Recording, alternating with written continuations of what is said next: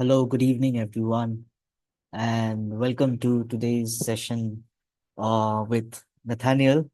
Um, and we will be talking about, he will be talking about rather, his work and a lot of work that he's involved in, and a lot of youth, in fact, is involved in and sharing stories, very inspiring stories from what I've heard so far from him personally. And I'm really looking forward for you all to also engage and listen to these stories. And just to give a brief introduction about him, the reason that I was an OMBLAS fellow is because I got to know it from him. The day we actually met for the first time, it was an event, sometime last year, and we have been in touch since ever since, and he's been not just a good friend, but also guiding me through the project. And it's been a really great honor to have someone like him as in my circle of friends. And it's really and I hope you guys get to also connect with him like the way I have done. And without further ado, I would just hand it over to Nathan. Nathaniel, yeah, you can take it from. I will stop sharing the screen. Thank you, Nehal. So we're going to start first with a presentation from Joannika. So just a brief about Joannika. Joannika was one of the stars from the OMLAS cohort, the first OMLAS cohort. And she's also the principal investigator for this project. She conceptualized it, developed it, and then we got some funding as well from OMLAS, and we are able to run this project. So when we sent out our proposals, since we were a very large cohort, there were more than 100 of us, and Rashmi from OMLAS did give us the opportunity to send about three proposals, and we like the team worked day and night because ours is a team of professionals who are working during the day and find some time, as well as students who also are studying through the day, find a little bit of time to execute the project. So we actually developed four proposals, one of which is the biodiversity citizen science project. So without further ado, I'm going to start to uh, share this. Um, just give me a little bit of time. I'll just, um, sorry, 1 second. Yeah, sure. Please take it.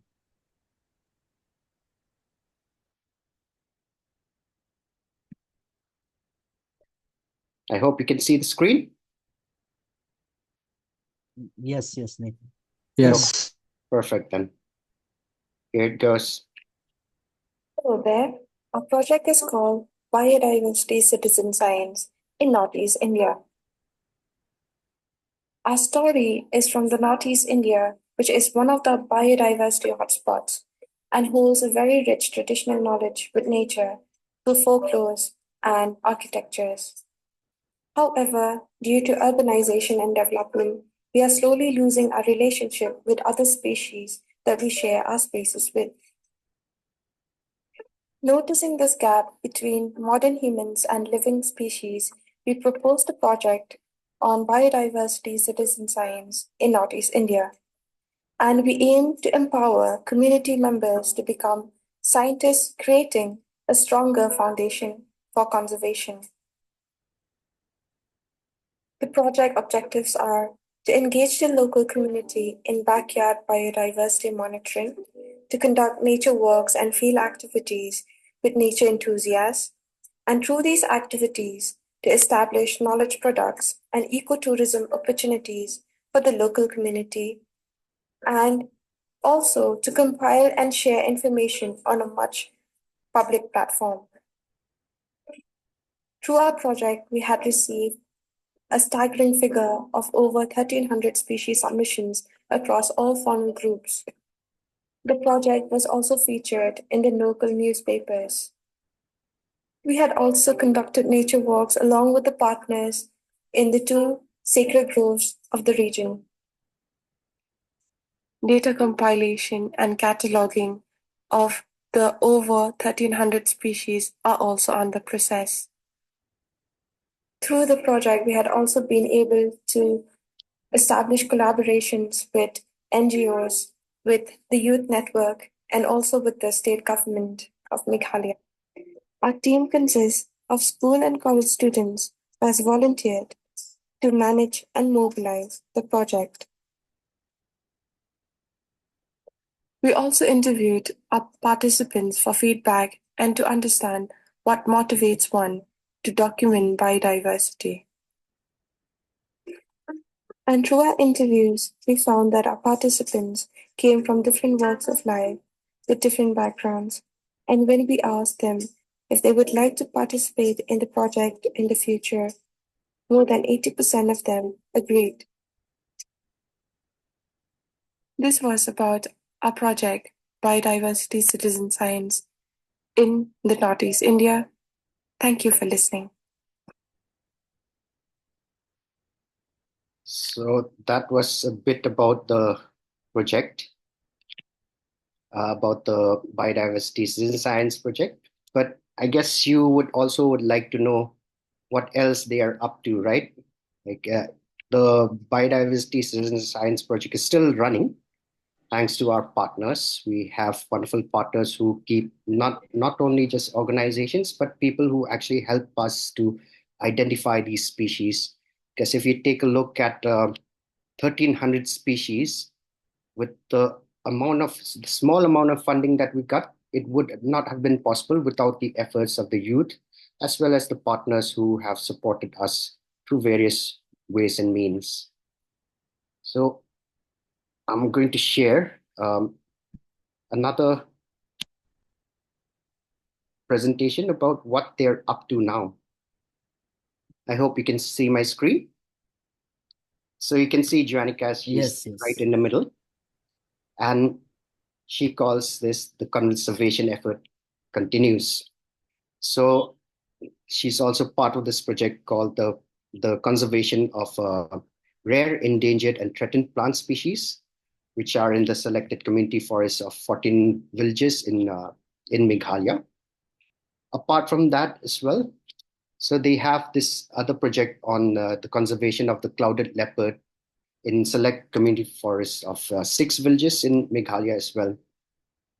So apart from the like a lot more people have been doing wonderful things, but since in the interest of time, I'll be sharing another one, which is a project, a social enterprise, which was started by Ekta Agarwal. She was one of the champions of the last cohort, and she's been doing wonderful work. And her project is called Spark. It's a video. It's going to run. It doesn't have. It has very low sound, but it's self-explanatory. And Nehal might can also share this video with you after it's done.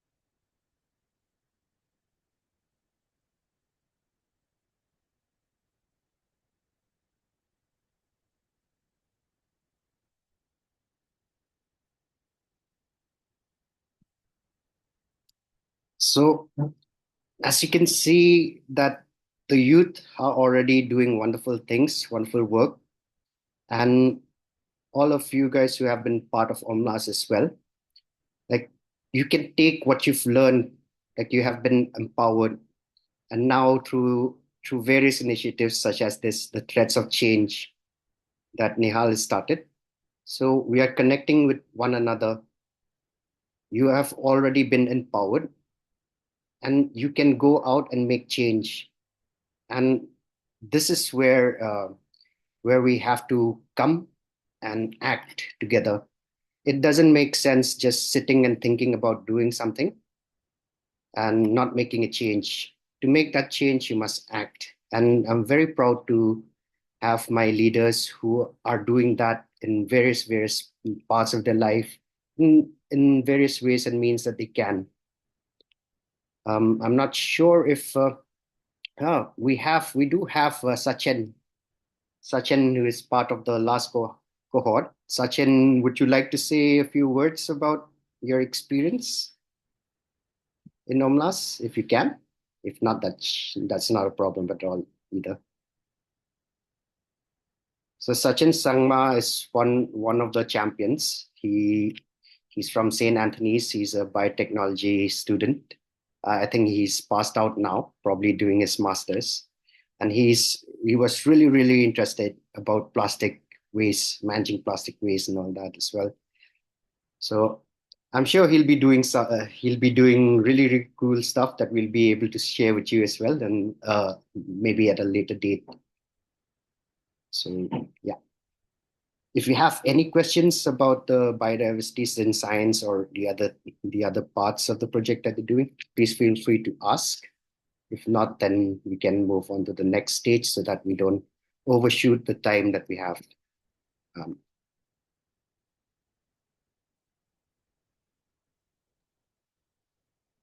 Sachin's Okay. sleeping right now. Oh, Maybe you sure. can join later on, Sachin, and give a few words. Um, any questions, any comments on what you've seen so far? I think this is a good time, and then we can move forward. Is everyone okay? You can give a thumbs up.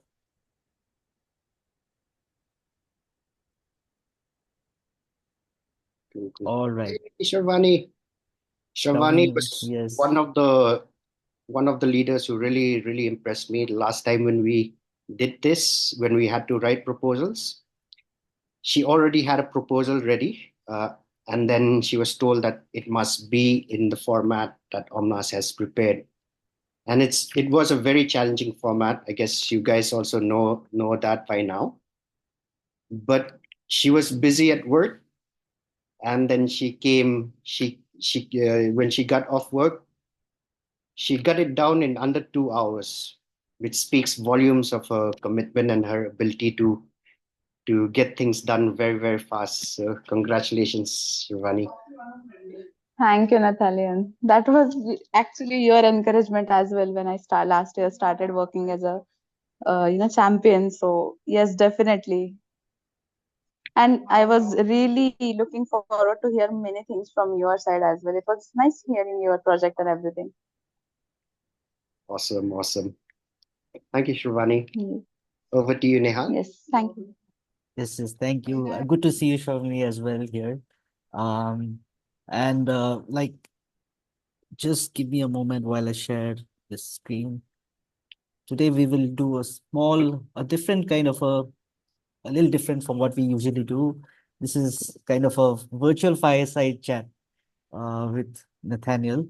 So what's going to happen is I'm going to ask him a few questions about him and his work, and then he's going to be answering them. And also, there is some interesting visual stuff that he has put in this presentation. And then we can move on to, and I feel like we can move on to the questions after this entire, engagement.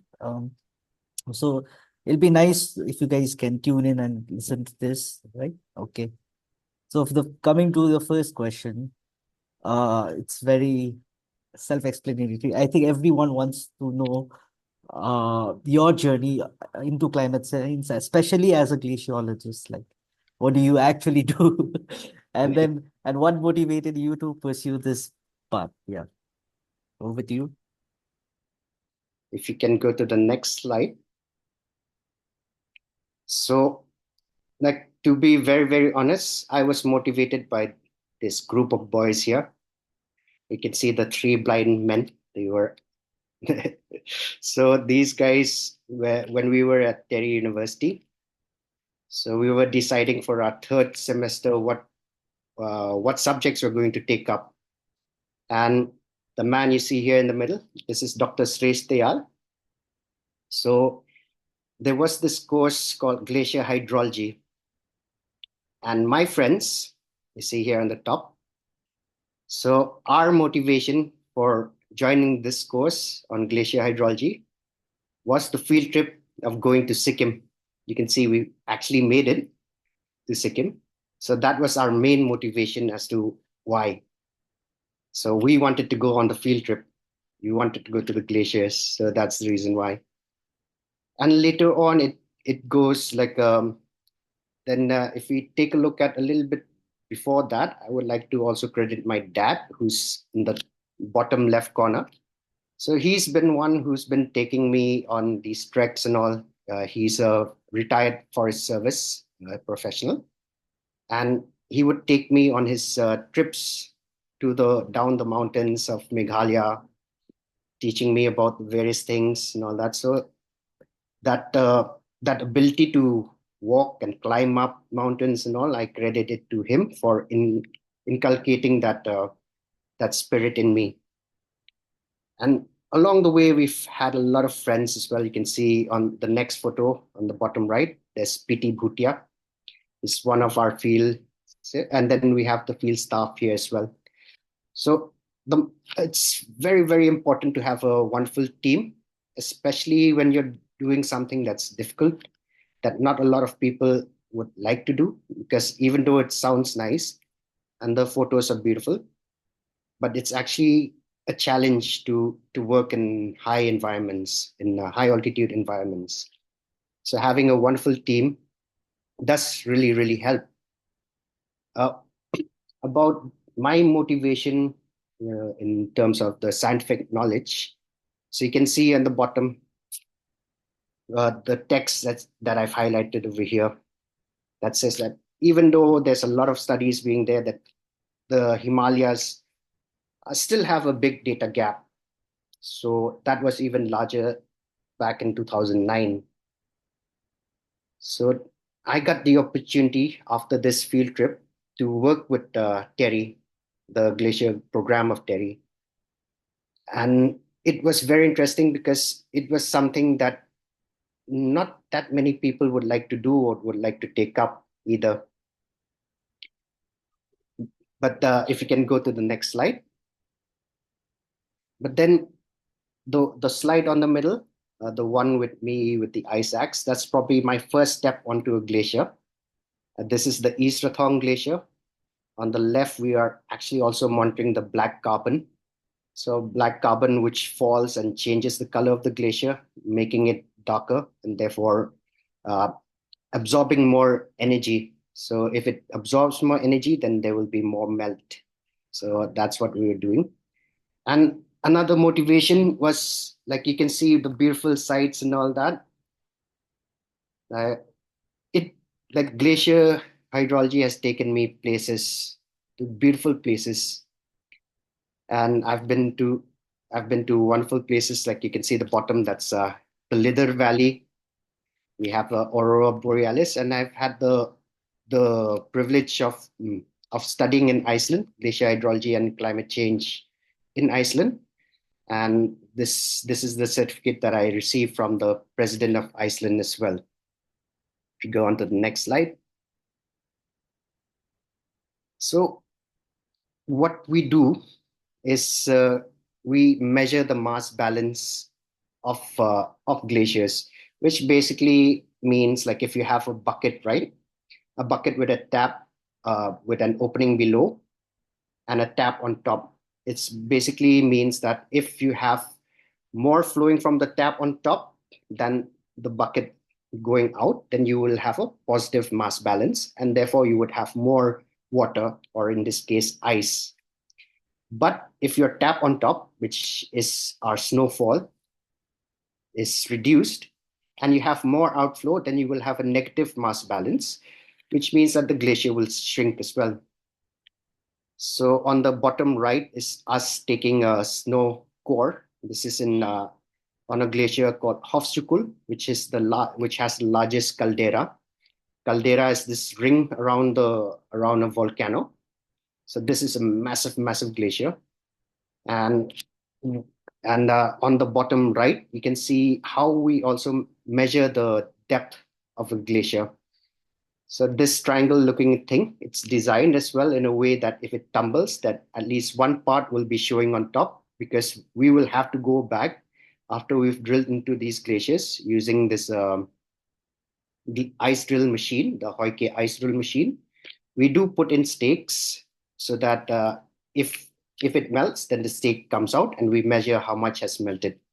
The one on the bottom is mostly a wire that's connected. So it's the same process as well. We measure how much the glacier has melted. Uh, so that's the start. And yeah, now one cool thing as well is bottom left picture. The bottom left picture is showing a snow core that we've taken. So this is a snow core. The the top is research that we've gone on to do along with the Norwegian team, the NVE. So this is in Norway. The top middle is us climbing up a glacier in Uttarakhand. This project like we do have a few we do have Nikhil, who was also part of this project at one point of time when we were in Terry. In fact, he joined this project before he joined us in Terry, and he was trained on how to walk on a glacier and how to do the measurements as well. The top right is the center of Iceland, the geographic center of Iceland, and probably I am the first Asian who reached the geographic center of Iceland, which is quite cool. The second bottom photo from the left, since you're asking, is on East Rathong Glacier. And this one was quite a challenge because we were asked by the DST to support them, to support the team and teach them how to monitor glaciers. But then we basically didn't have any equipment because they didn't have enough equipment for us.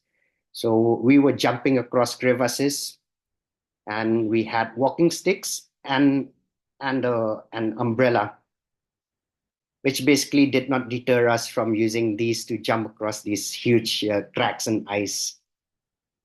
The next one below, it's actually in the Sulitshir, the lava tubes. So we had this wonderful group of students when we were studying in Haskoli, Iceland, the University of Iceland. And we would always do these day trips.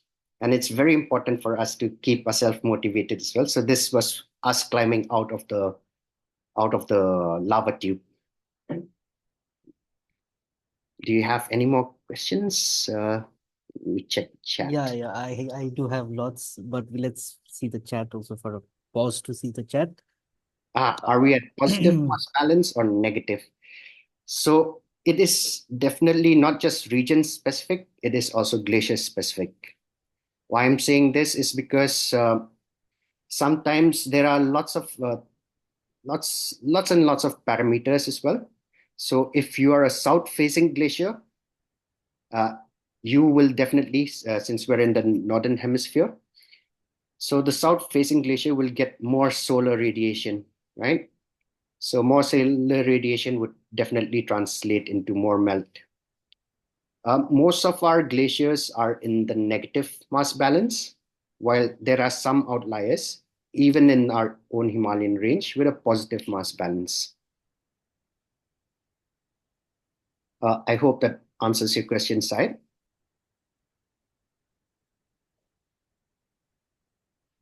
Okay. Okay. Nihal, back to you. Yes.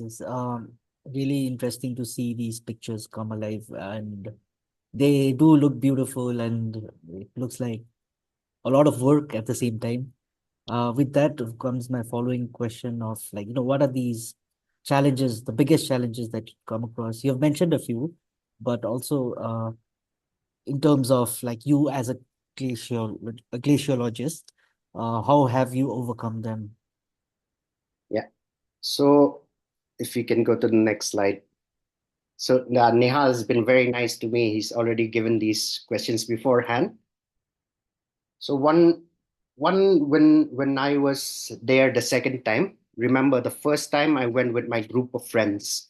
There were around 20 of us climbing up the Sikkim mountains and all. So we had lots of fun. And but then later on, it ended up being just me and a handful of people. So there was a lot of isolation for long periods of time. There would be like we would be up without any communication with the outside world.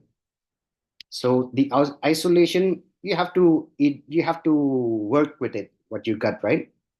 And here is where a good team really matters, because a good team will make working fun, and you will forget about being isolated. So we definitely, like we have to make work fun. If work isn't fun, you won't be able to continue. Like if you don't have the passion to do it, nor the team that motivates you to do it, you may not be able to go on and do what you want to. The lack of communication was also a big challenge. And how we got through this is we would sometimes send letters to people who would go down just to inform the team, inform someone that we we are safe, yeah? Or while we're climbing out up a mountain and we know a certain part has mobile connectivity, we do make it a point to stop, give our loved ones a call, report back to the office as well. And because of this lack of communication, so the family is always worried.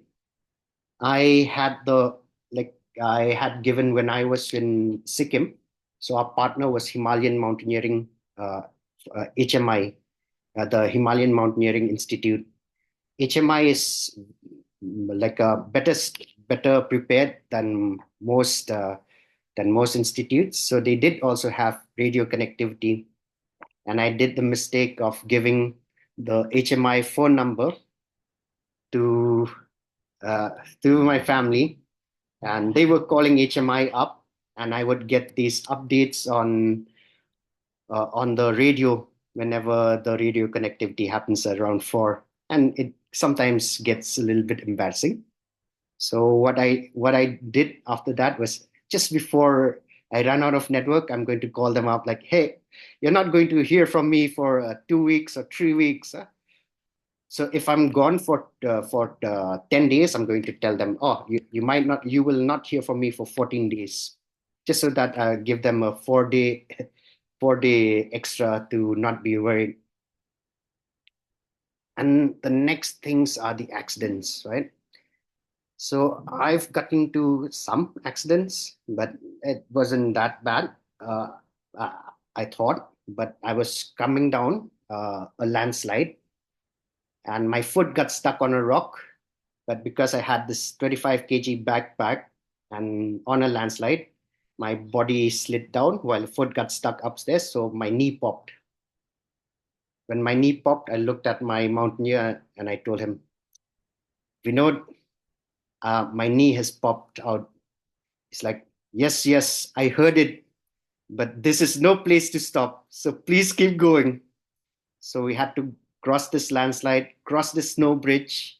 Snow bridge is a little bit dangerous because it might come down anytime. So you have to be very sure of the route that you're taking. And after we reached down, we did have a few more accidents along the way, like one more mountaineer, Raju actually slipped and he started falling into this snow cave. And I thought, oh man, we're done for. Luckily, He's a strong mountaineer. He put out his hand, grabbed on a rock, and we was like he was definitely saved by God because that rock did not move. So we had to come do a little bit of first aid, and I had to pop my knee back in, take it up, take it on the chin, and walk the next 18 kilometers down. But it's very important to be trained on first aid, especially in our Indian Himalayas, because we don't have the support. Whatever support that you have, you get bitten by a snake, oh, you better fix it on your own. You have a big cut, you have to stitch it up. You've gotten sick, you must have the meds to fix it. And for like then your body is also, because I did this for a very long time, and after my injury happened, I finally agreed to go and get an MRI, and then I saw that I had a ACL tear, and on the right knee. Well, when we're looking at my left knee as well, it wasn't that great to do it. So I took a year off. I was very lazy. If I can take the lift, I'll take the lift up to the second floor. So just so that to give my body a little bit more time to recover, helping it recover. And then altitude sickness. My first bout of altitude sickness was on my second trip. Remember, this was the time when I didn't have my friends anymore. And and then so I wanted to see if because I wanted to see the first sunrise, the sunlight on Kanchenjunga. And to do that, I woke up at 3 in the morning, started climbing this small little hill, and it was beautiful. I got the first sunlight, and it was an amazing morning. But then I came back down, and I had horrible food, because like for us, the people from the Northeast, we're not really attuned to eating deep fried parathas. So I could not eat the deep fried paratha. And since I was already tired because I used up my energy, and because of that, I ran out of energy, and I was already tired, and we had an entire day's trek to do the next day. So after that, then I made it a point to, like, my boss, Dr. Tayal, used to call it doing the catwalk, which basically meant taking small steps. So that actually would help you not to get exhausted, because altitude sickness sets in more when you get exhausted, and when you do not have and you have not acclimatized to the altitude. Because keep in mind, uh, the yardstick is not more than 1,000 feet, which is like 330 meters, right? But if you know the Kanchenjunga National Park, you know that it starts at Yuksom at around 2,000 meters or below 2,000 meters, and the next stop is 9,000 feet. So you go from 6,000 feet to 9,000 feet one day, and then the next day you go to 14,000 feet, and the next day you go to 16,000 feet, right? So we're definitely going above that yardstick, which is recommended, the 1,000 square feet, the 1,000 feet per day. So to help with that, there's this medicine called Dimox. So it really helps. It works in your body by giving your body the ability to absorb more oxygen. So therefore, it reduces your body's thirst for oxygen. And there is another better way to go about it to get acclimatized, like we're saying, it's called sleep low, climb high.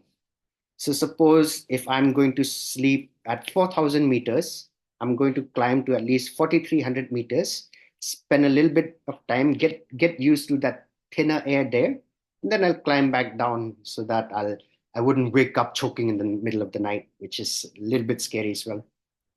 And if you're not acclimatized as well, Sikkim is also the land of booze. So it's not recommended that you drink alcohol, because alcohol, before you acclimatize, alcohol is going to relax your body, right? And if your body relaxes, then your breathing also will relax. And if your breathing relaxes, you're going to wake up gasping for air in the middle of the night, which is not a good thing. And if it becomes very severe, the only way to save yourself is to go down. And if it becomes severe, then you will have to depend on the strength of others to bring you down this mountain. So they will have to physically carry you down, which is not nice for them as well, but that's the only way to save your life. The next one is the equipment loss. So when me and a friend and a colleague were in Kashmir, and we were drilling on the ice, and all of a sudden this ice drill, it's more like a pressure cooker, and we actually use the what do you call that, the radiator cover that you find in cars as a part of this, because it's as a part of this machine.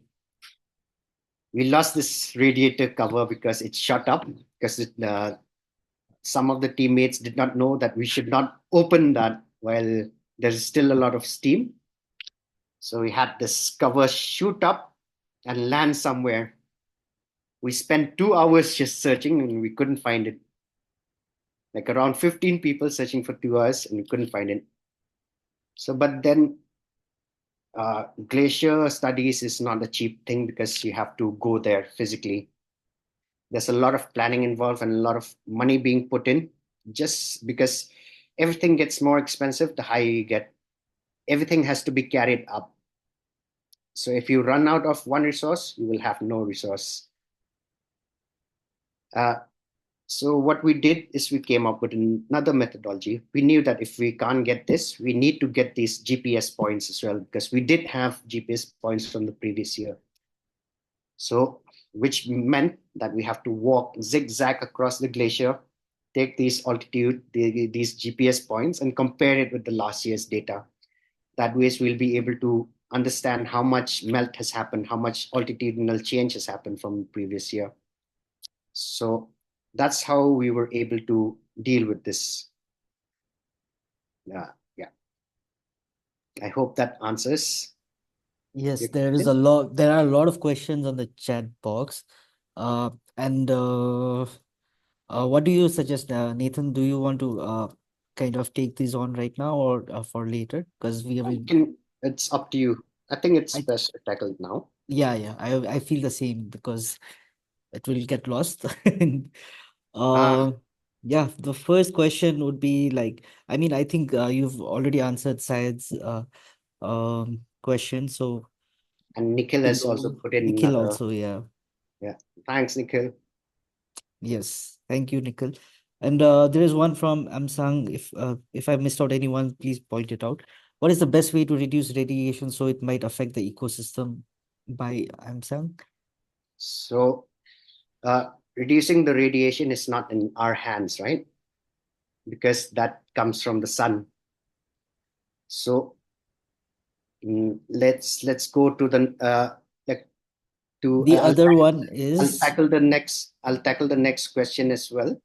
yeah, What's and amongst question, which is what steps do we take as individuals to ensure that negative mass balance is halted or not, if not reversed? So there are various ways. As you know that our climate is changing, temperature is increasing. It's increasing more on higher altitudes. So if there's a 1% change, 1 degree change in the plains, you can bet there's going to be 3 degrees change up there. And if there's 3 degree change, there will be massive changes as well. One very dangerous change is when snowfall turns to rain, and you know that water can take away more energy, right? So therefore, it will cause more melt. Yeah. So we need to, as individuals, one, which is try to arrest climate change, which is a very big task. But then, if we take a look at something which is less like the black carbon, which I spoke about. So if we are reducing our emissions, our black carbon emissions, which is basically SUT, right? So if we reduce that, then you will have bright white snowfall, bright white ice. You won't have bright white ice, but you will have a bright white surface. And this surface has an high albedo. Albedo is the measurements of a surface ability to reflect, right? So fresh snowfall without black carbon has very high albedo, which also means that we have to wear sunglasses, UV, to protect our eyes. Otherwise, we'll get snow blindness while climbing. So, but if we're burning black carbon and black carbon settles on a glacier, we can imagine this white surface turning black. And if it's turning black, so the black color obviously absorbs more energy and it's going to melt. So reducing our black carbon emissions is also one way that we can do. And yeah, and Nikhil has a very Yeah, answer it's also gonna go there. there. So, this is a very interesting question for you to Oh, answer. can you share the story of how Glacial Lake came to bear your name? Yeah, so this is in Sikkim. So there was this small glacial lake, which also had an ice bridge in between. But then, thanks to climate change, all the ice disappeared.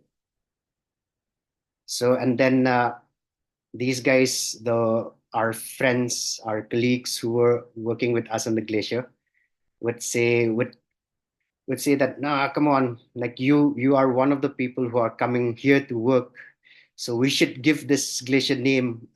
We should name this glacial lake after you. So they call it the Nathaniel Glacial Lake. It's not marked anywhere, but I think we should do something about that. Nikhil, you can probably go on Google Maps and name that. I will do that. Thanks, Uh, Nikhil. so yeah, thanks for that. It's really interesting to come up to the fact that like you actually collaborate with HMI. In fact, I've done my HMI training as well in the basics, so I know the struggle it takes, especially in the base camps when we didn't climb the peak or anything, but we were there till the base camp, and that was my first experience of like uh, doing rock climbing from just like doing rock climbing in the HMI, these training camps to Mm. straight off in the snow in the mountains, and also like got a chance to witness the glaciers. And had I known so much about the scientific bit, because that time we were kids, we were going What for the year was thrill it? of it rather. But I mean, just taking everything from the what you've said in terms of challenges, and this looked like your passion as a glaciologist and also into climate science, right? But one interesting thing that what I want to connect in this session is also like how you've taken this and started working with young people in terms of in a very climate sectoral space, and engaging them and connecting them with the communities across India, I would say, not just the Northeast. So Omlas being one of the platforms, but maybe, just moving to the next question of what inspired your focus to work with the youth in Meghalaya, and what vision do you have for this work? But I would also maybe expand it to other young people you're working with also, like not just Meghalaya, but that would be, yeah, that would be. So if we go on to the next slide, we'll start. So you can see in the top left corner, that's Dr. Aldona Susni, who's one of the professors of biotechnology. She was my senior in college, and her sister was actually my classmate. Uh, so I reached out to Aldona, told her about OMLAS, and I'm actually about the fact that I'm looking for people to join my team. I'm looking for my stars. And she introduced me to Juanica. And Juanica is the brains behind the biodiversity citizen science. Uh, and these guys are like like you can see in the bottom right corner, right? Here's us discussing about what's important to the youth of Meghalaya at this point of time, and then what can we do. So it started off with us discussing what are their passions, what do they want to do, what would they like to do. You have people who wanted to work on education, because education in Meghalaya, especially rural education, has really deteriorated over time. So they wanted to do that. Janika wanted to work on biodiversity conservation. We had Sachin who wanted to work on plastics. We had a few more people who wanted to work on orchids, on preserving orchids, and some who wanted to work on fish, creating more spaces. So there were lots of ideas, but then ideas will just remain ideas if there is no action, no follow-ups.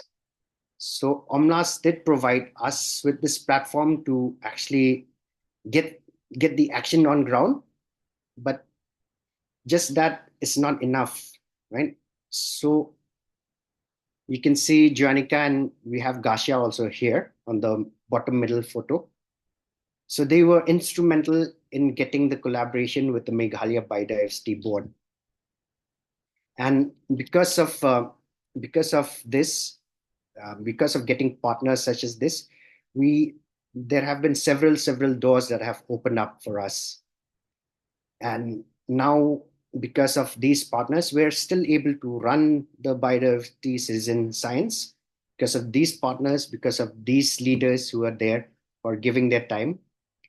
And apart from the biodiversity board, we had the Indian Youth Biodiversity Network as well, IYBN. And since Janika was leading the IYBN Meghalaya chapter, so she got them on board as well for the biodiversity in science project. And IYBN is instrumental, especially when we had to um, identify these species, as well as since the biodiversity citizen science did not have a wide social outreach as much as IYBN did. We ran all these challenges and everything on their platform, on their Instagram platform. So I invite you to also check out the IYBN Meghalaya chapter Instagram platform. So after day one, they were like, we got a lot of coverage as well from the local media, and this speaks volumes. The words spirited state youths, right? Because you have to be motivated to do something like this. It's not something that'll like which we initially thought that would earn us a lot of accolades, or maybe like say to individual individual accolades as well. But then holistically, these guys were able to come up and they were able to execute a lot of things. Like you wouldn't imagine that a project with under 1 lakh funding, right, or about a lakh funding, to be able to do or to run these two campaigns, the challenge, the photography challenge, as well as go onto the field, meet these people, meet these professionals in the field, go for the nature walks, identify, collect all these information, and then identify and then collate them. And like you rightly said, since our team, even though the project was in Meghalaya, it provided us an opportunity also to work with other youths from across India.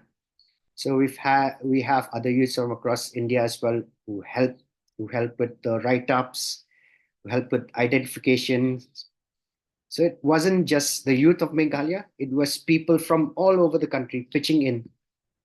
It was, if I can say, it was shared leadership. When if I couldn't do it, if I'm not available, I know I can rely on another 10 people, 20 people, 50 people to take on this work, and the work will not stop. And to do that, we actually needed to have a very forward thinking as well as not go about the way that other bosses have probably taught us how work is to be done, like restrictive. When I was a young researcher, when I was correcting someone's statement, when they were giving a wrong statement, uh, when one of my bosses gave a wrong statement, I corrected him. I was later on pulled aside to be told off that next time, if I say something, you don't correct me. This is the way how society used to work, even the development field. So in my mind, that has to change, right? Because that did not work for me.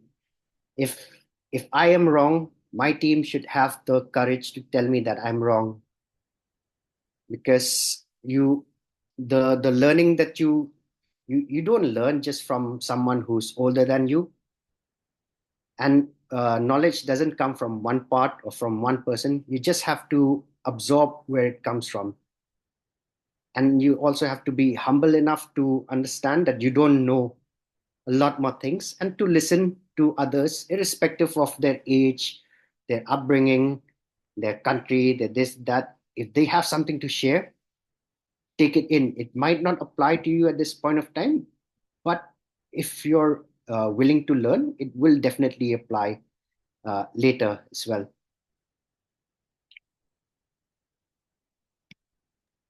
All right. I think you also with thank you. You also kind of answered my fourth question, but maybe speak more on it. How do you see the role of young people in tackling climate challenges, particularly in the regions like Meghalaya? So they're already doing, but they need to be motivated to do more. If you can go to the next slide, Neha. Like, there are various steps on how to go about it, right? So there is the need for advocacy for something that you believe in. If this is something that you believe in, go forward. Like, you have your own values. If your values tells you that this is right, go and do it. For example, how this in the top left corner, this is one of the things that we ran as a part of the biodiversity citizen science project, which is creatures in my backyard. And we had 600 or close, we had more than 1,000, which was cleaned up to about 660 or something. And then first we raised awareness amongst that. Look, there's a lot of biodiversity, like lots of animals, lots of creatures in your backyard. So if you are not aware of what's there, you will not be like, if you are not sure that you have this viper, right? And this viper is threatened and you don't really even know. So there will be no efforts to go and protect such creatures. So first you need to know what's there. And once you know, you need to share that information as well. So the photo in the middle was earlier this year on Biodiversity Day, where we spoke to students from UCC. It's a college in Meghalaya, about biodiversity, and we were actually requested by the Meghalaya Biodiversity Board to help them organize this because they were busy with something else. So it's nice also because they are looking at us as strong partners to be able to handle something. This small group of youth is being looked at as capable partners who are able to execute and help the government in a few things that they're not able to. Secondly, on the top right corner, these are some of the publications that one of the stars, one of the leaders, Anubha Agarwal, has worked on. She was one of the first students who came up with me to the glacier. There was a funny story as well, but maybe to save on time, we'll talk about that later. But through her work, she's been able to generate this new knowledge, right? Remember, we talked like earlier, my motivation was there was a data gap. The Himalayan region was a black spot, doesn't have any data. So through her research, through her communication of this, she's been able to plug in a little bit of the data gaps as well. If you can go to the next slide. And we must also have sustainable practices that are youth-led.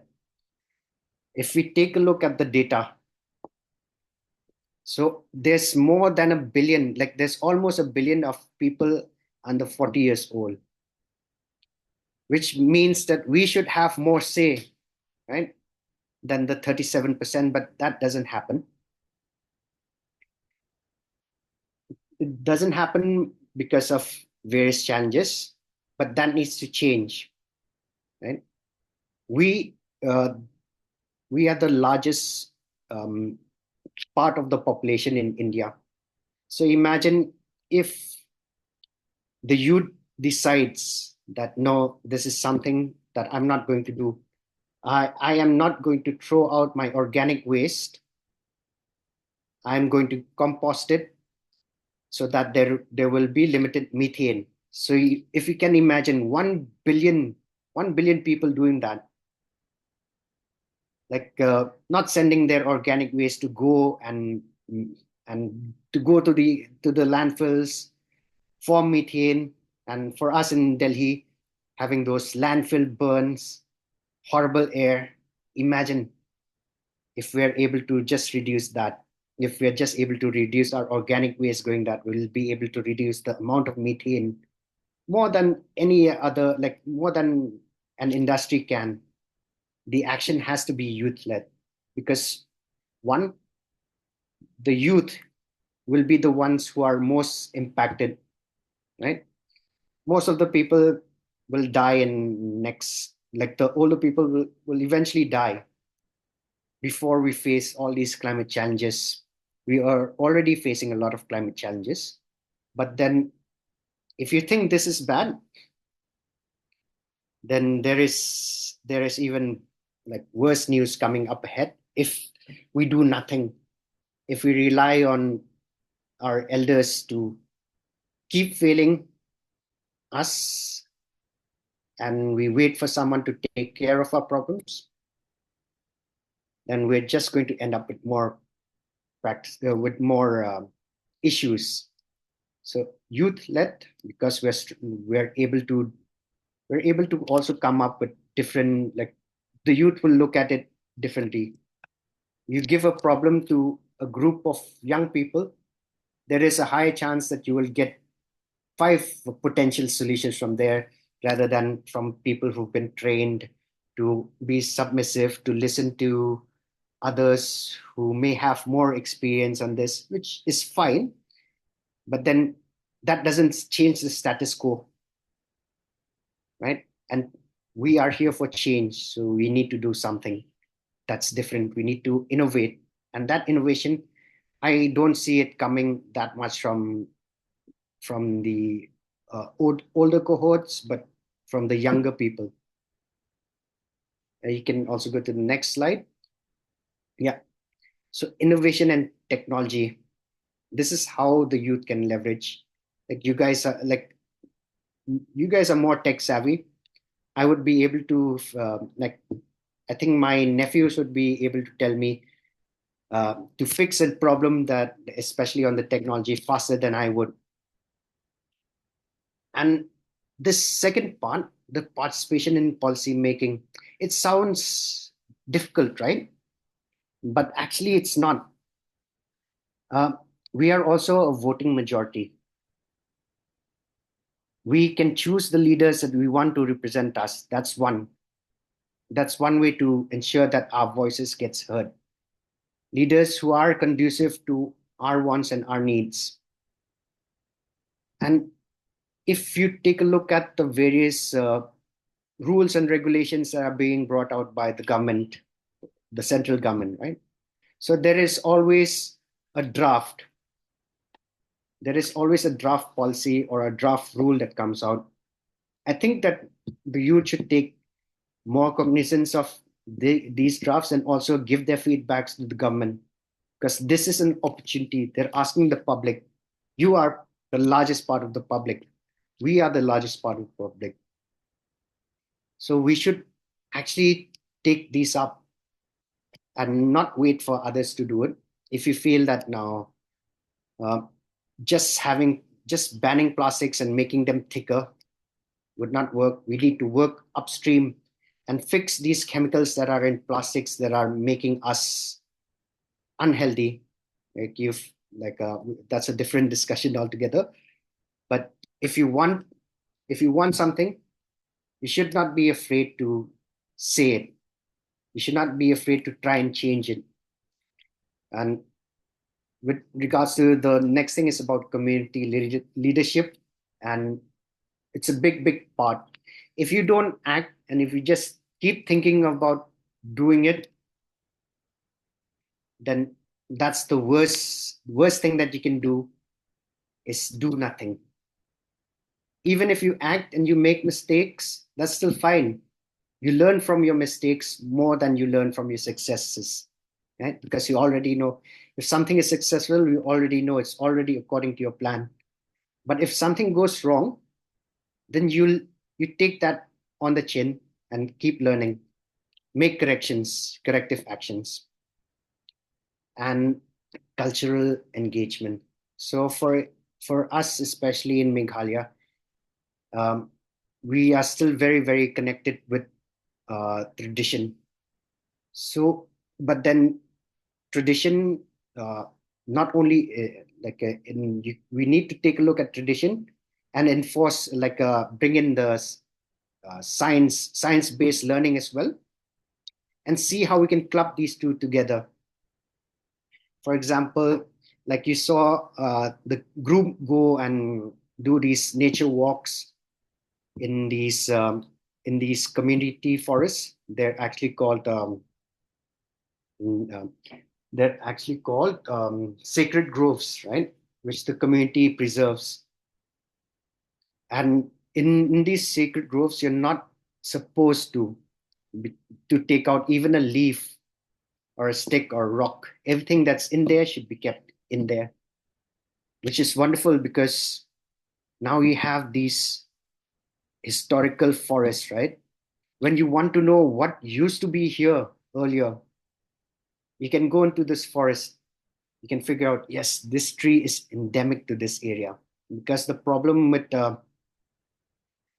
if you take a look at how our forestry has gone in the 80s and 90s, right? We were propagating uh, eucalyptus trees, right? And it has done a lot of damage to places where they are facing groundwater issues, because eucalyptus trees can definitely take out more water. So you have, and plus it's not an endemic species as well. It's not a species here. So it will also compete with others. And if it's competing with others, it may win. And with the changing climate, we will also need a wide amount of genetic resources as well. Because if one fails, like, think of it as shared leadership as well. Uh, for example, few people are doing seeds, collecting seeds, right? The endemic seeds. So if one crop fails, you still can rely on another crop and you will not die hungry, which is going to be one of the challenges that we're going to face. Like if we have this particular species, we've been growing this type of rice or this type of maize forever, and it just completely fails, and we do not have another seed that might work. So what do? We're going to starve. So there is a need to integrate tradition with science so that we also preserve what we have. And collaboration and networking is a given. Like I said, that when I was not able to do it, there's someone who's able to do it. Like my leaders were very capable. Like you need to find your tribe. They might not, like, they can be from anywhere in the world. And Janika mentioned that during when she was asked this question, uh, how did you get so much support? So she answered by, this is a quote: "We were surprised by about the amount of support that we got from individuals across the country, and all we had to do is ask. So if you need help, like there is like this great amount of people, this this tribe of our little tribe. You can always ask, and if you don't ask, then you will not get the help. Nihal, I'll just check your messages now. You can go on to the next one. Yeah. So that's the other question. Like you've already mentioned these uh important four important words, but this is for everyone. In what ways can global youth communities come together to share knowledge and support each other in climate action? So maybe Nathaniel, in maybe roughly 2 lines, you can cover these 4 points, and like we can move forward. Also, in the interest of time, we will take all the questions at the end of the session. Okay, if that's okay with you So all. the first three words come from Omlas, right? Where they say that we connect the youth, we empower the youth, and we inspire the youth. And the last word is act. After all this, if we still do nothing, then nothing's going to work out. We're still going to have issues.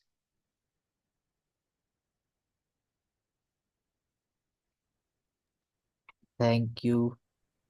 Okay, the next one is, are there any climate related projects or initiatives you've been a part of that stand out to you, especially impactful?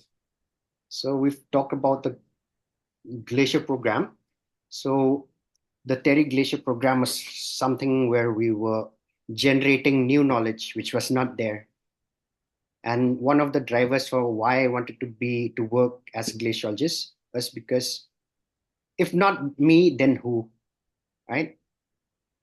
So that gave an opportunity.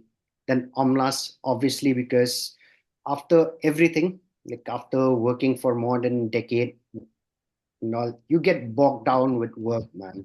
You really, really get bogged down with work. And I started to give up about climate change because I didn't see us being able to do anything about it. The glaciers will still keep melting. We have gone beyond that.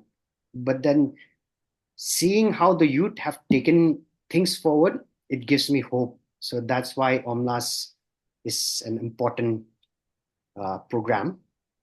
The next one is the Bundelkhand. Like we were evaluating this 11,000 crore Bundelkhand special package for drought mitigation. It was in Bundelkhand region, which includes UP and Madhya Pradesh. And here I could see what the government has put in. They've put in a lot of money, but then you can actually see impact on ground. You can, like I spoke to women who were very happy to have gotten like a buffalo, and that not only adds on to their income, so they become more independent. Then we see farmers, like remember Bundelkhand used to be the place where farmers suicide was prevalent, right? But to see farmers with who have been able to, through this project, been able to change their lives, put their children to good schools, yeah, get more land in, under irrigation, grow more food, sell more. So that was something very special to me as well. Um, Thank you, Nathaniel. There was something that I really that stuck in my head, I would say, is that when you're talking about, like, climate science and, having projects that are science based, also kind of looking at it from a bigger picture, whichever sector you are in. I think the projects that we work on, the necessity of having, of making informed decisions through these research based, whether it could be a needs analysis or like a research in itself, but like, having data to support your projects. I think that is one of the biggest takeaways I've had personally, engaging with you, and also the fact that, we can do like data-based projects in any sector, right? So how do you think, this is a bonus question to you, how do you think, uh, like, what are the simple ways, I would say, like, to get everyone in a collaborative or in a cohort to kind of do these database kind of projects, like the simple steps.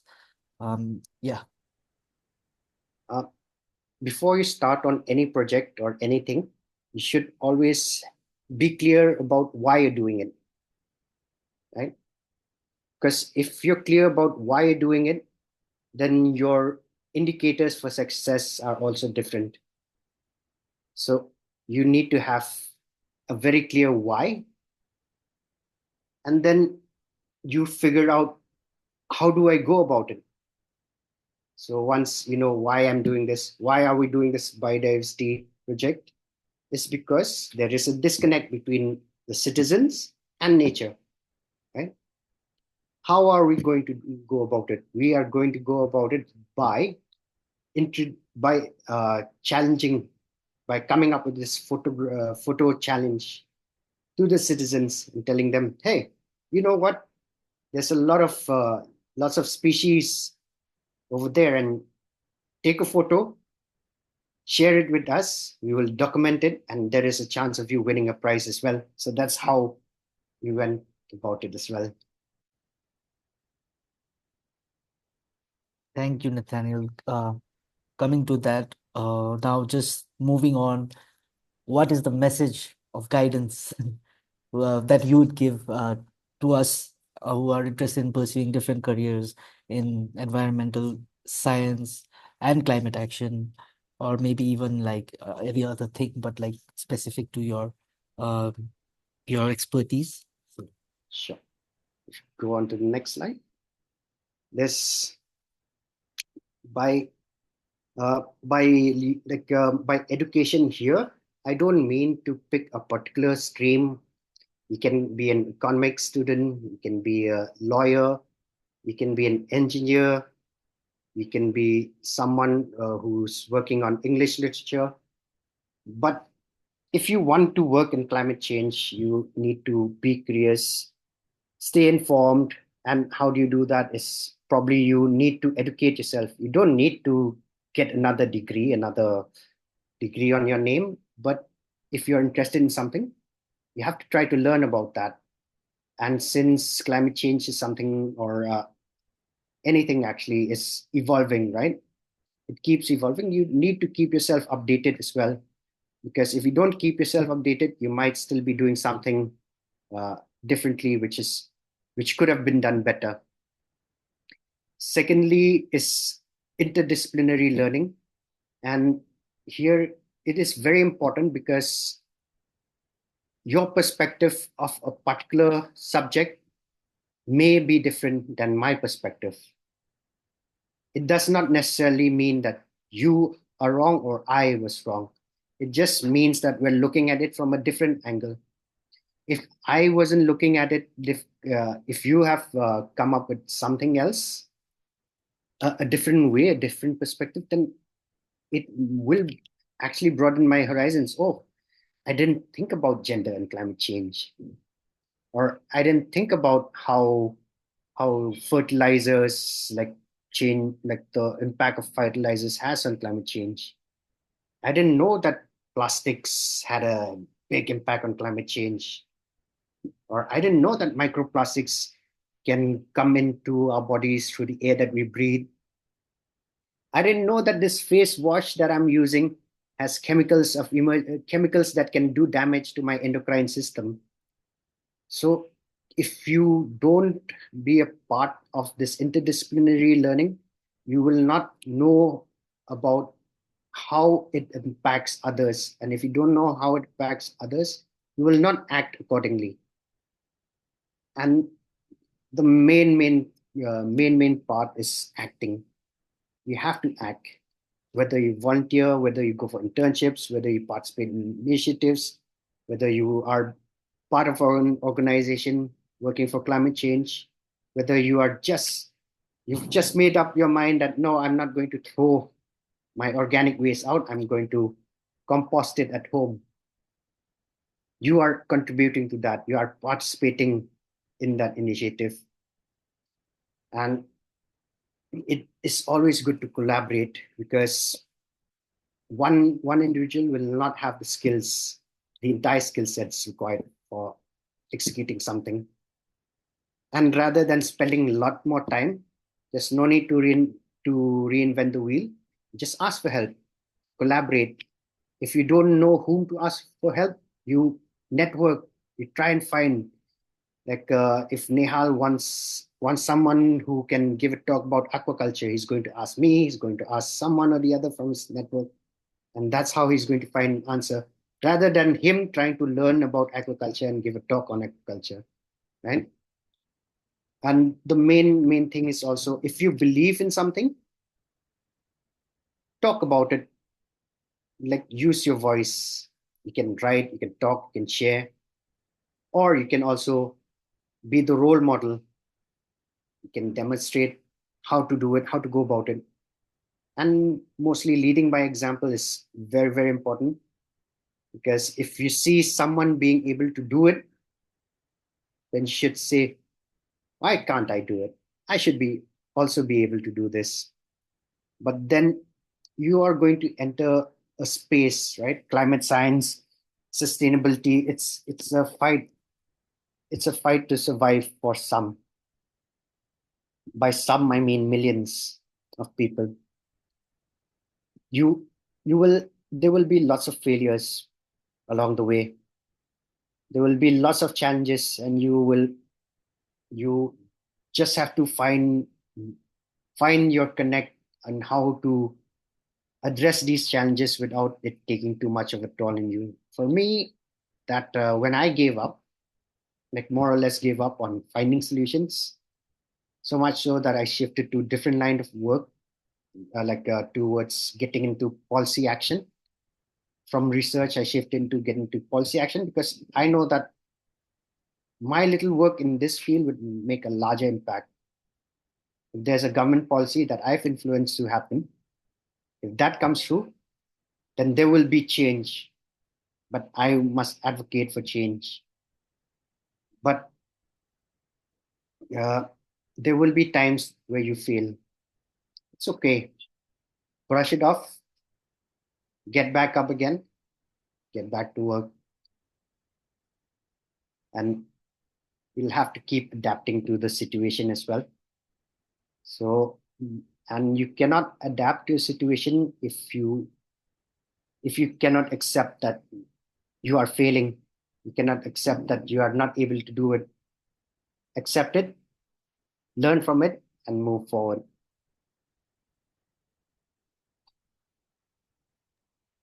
Oh, that's really a lot of positive affirmations, I would say, to take in. And thank you, Nathaniel. If we move on to the last question, which is more or less facing the future, I would say. Looking into the future, what emerging climate trends or technologies do you believe hold the most promise for creating sustainable change? And then you go. It's you guys. There's no trend, there's no technology that will work without you, without the people who want to change, who want to see this change. Like Nehal, that story when I first met you, like you wanted to change the lives of those women living in those areas, right? So if you did not want to do that, the change would not happen. And it has to be us. It has to be the youth. Like it was the same reason as to my reasoning as to why I went to glacier hydrology. If not me, then who? If not us, then who? Because it is not just us acting, it is also our future.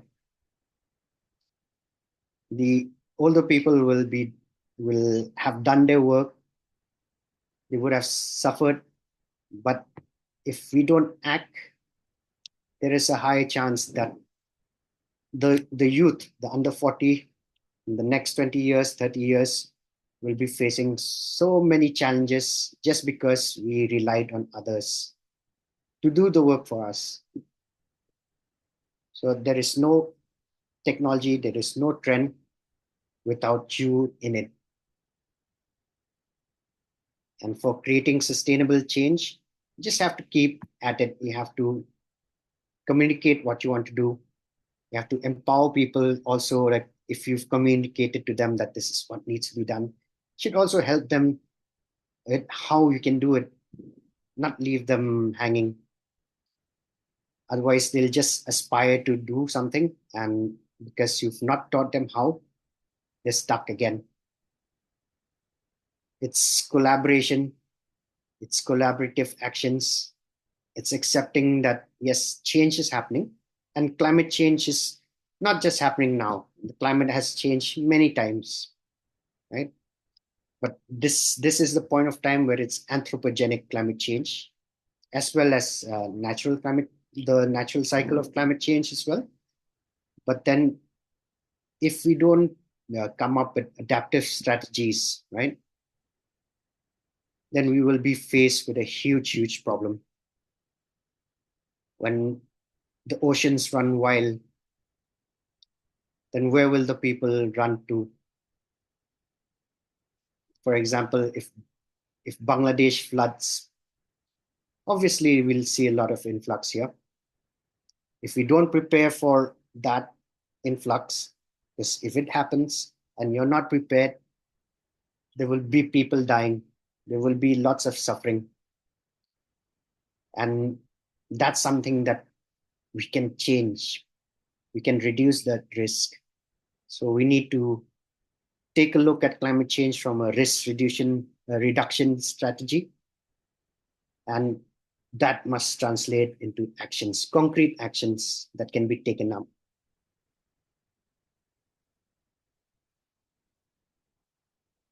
Thank you, Nathaniel. In a sense, like I was looking at governments and the political barriers that hold us, like Bangladesh and India being two separate countries, uh, and that also hinders a lot of these resilience, like these risk mitigation approaches, because it's all like bound by these political thing. But and it's a very interesting perspective if we look at it from a larger regional uh, thing approach rather than just having these and I think policy, I think, really plays an important role, and also collaboration amongst governments. And I think we can move on now to the questions on the chat box. There is one actually, Ramiz, if you would like to ask that question directly, or should I say it out loud? Okay, I'll ask it. Okay, thank you. Okay. So, hello, Nathaniel. Hi, It was hi. really inspiring to hear about your whole journey and also the goals that you have. Uh, I have had the opportunity to basically witness a few of the youth programs in Meghalaya. They were not centered around biodiversity or say environment related, but rather it was a the project that I had the opportunity to witness was basically a youth related project. Mhm. But is this something that the Meghalaya government is uh, willing to uh, willing to be a part of the projects, or uh, is it like that you had to convince them a lot to bring them on board? If you don't ask, then they won't know. Right. So you have to ask them. Okay. And if you have um, to quote the additional chief secretary, right, of Meghalaya, in fact, if we have a solution, we are ready to support. This was at the India Water Week, where he was talking about the Springs Initiative. And the Springs Initiative in Meghalaya has really taken up quite well, and it's required as well, Right. because and they also learned from Sikkim. Sikkim was the pioneering state on working on springs. So they want people to join hands, because the government can't do it all on their own.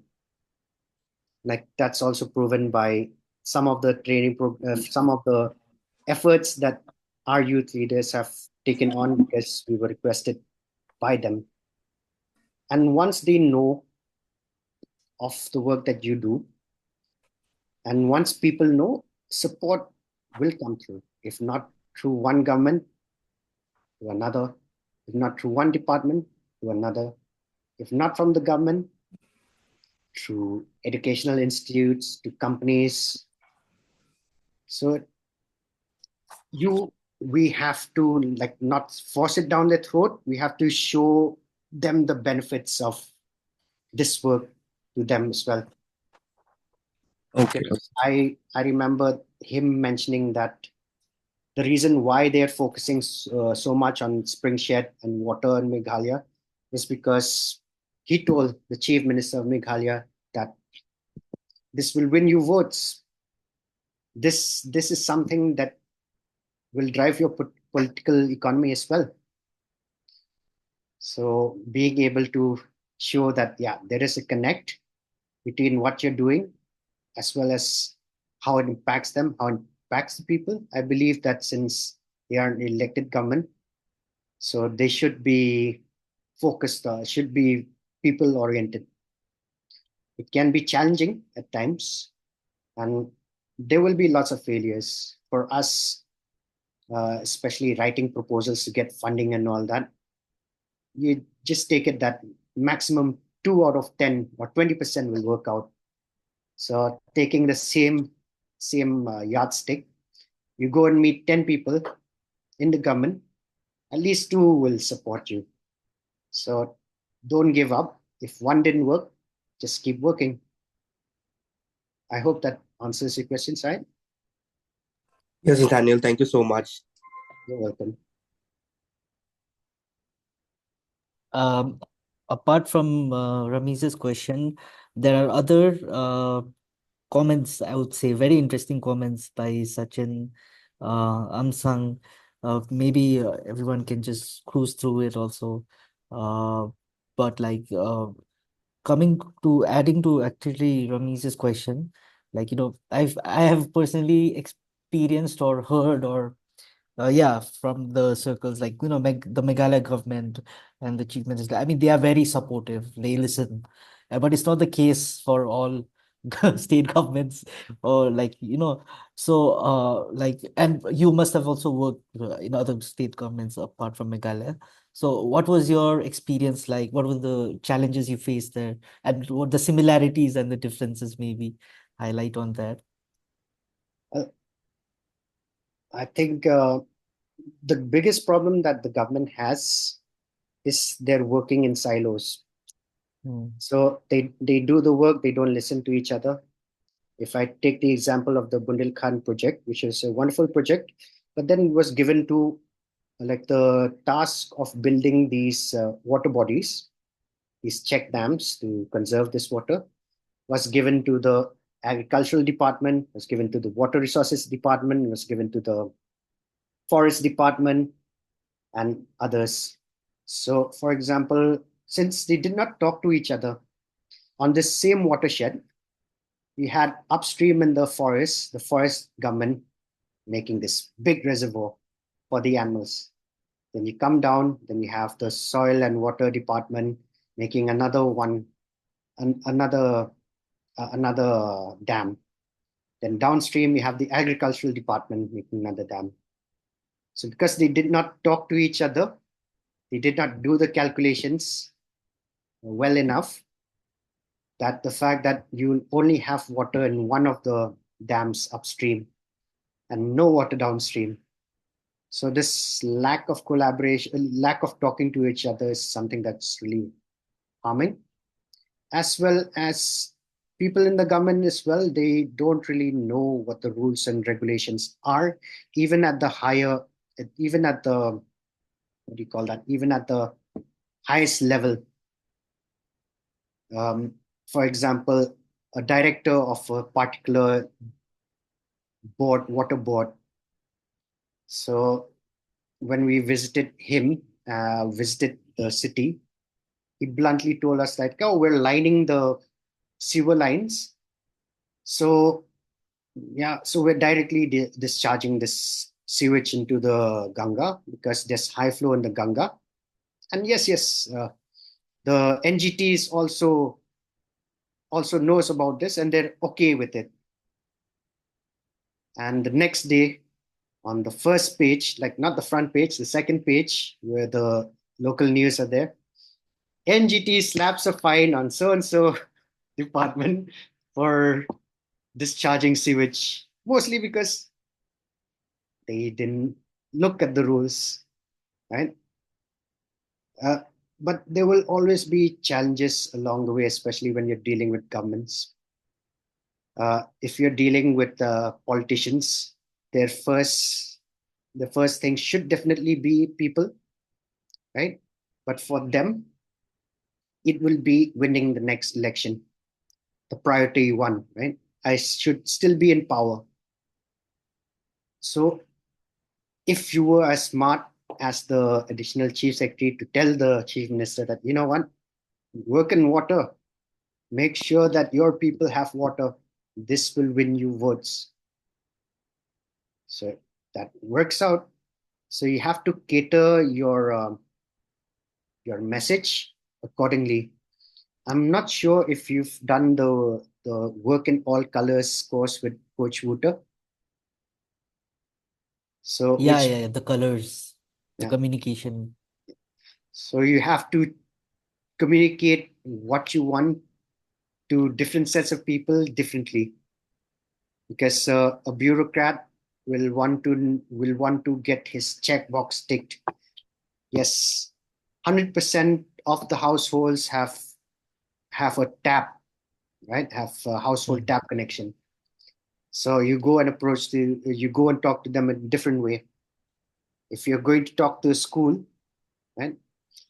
So your students, because of this clean water, drinking water that you have, there will be lesser number of sickness in your schools.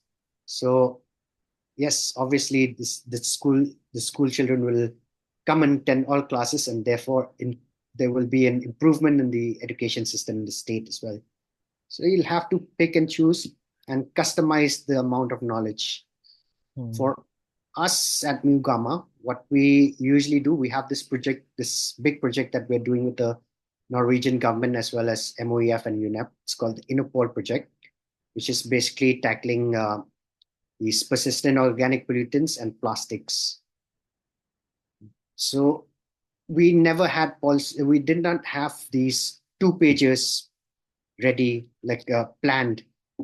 But then when we go to a policy maker, like for example, if we go to Modi is not going to read your research paper, right? Modi would want two paragraphs, compelling paragraphs backed by science. And you also have your technical papers as well, because Modi is saying that, yeah, I got this message. I know what this is. There is a technical report. Technical director, read this. Here's the message which I got. Here's a technical report. Make sense of this. What can India do to make change? So you like elevator pitches also must be made ready. Uh, a bureaucrat has 1,000 things to do in a day. You are going to give him a book. He's not going to do anything about it. Give him policy brief, 2 pages, 4 pages. He'll be able to flip over. And if he doesn't understand it, he'll still be able to give that to his technical team to figure it out.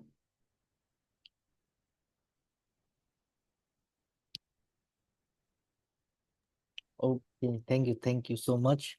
There are more comments, I guess. Nikhil has said, but that's the sad part of a story that they see anything and everything in voter lens rather than essential needs and rights. Yeah, I agree. But I, I feel like this thing that you mentioned about the different types of communication, how you come in, look at stakeholders, maybe step into their shoes and what are they, or how do, and kind of see through their lens. I think that is a really interesting way to kind of look at our own projects, right? Like how are we going to go ahead, and whether we are starting something new or kind of continuing to do so. I think it helps me also to look at various different like the cohort itself, as well as the stakeholders that they are going to be interacting with in the future in their own projects, like how are the different ways of communicating, and building those checklist, I would say, of things, ways to communicate. I think that's a very interesting takeaway. With that, I'd like to close from my end. But if there are any questions, pressing questions or comments, please feel free to ask right now. We'll take 2 more minutes as we have exceeded time. But yeah, from anyone wanting to ask questions, this is the last 2 minutes.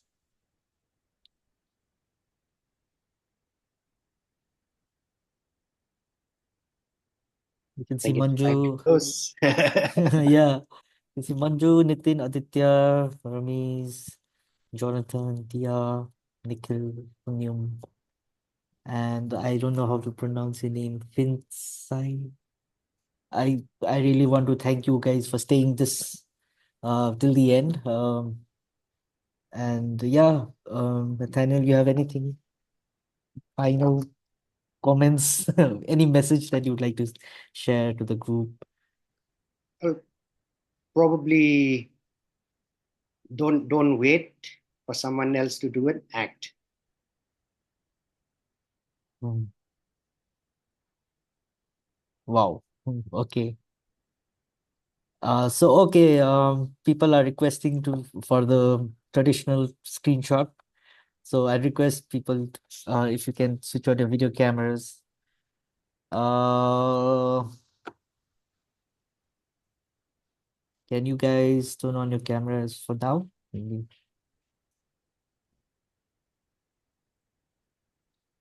Okay.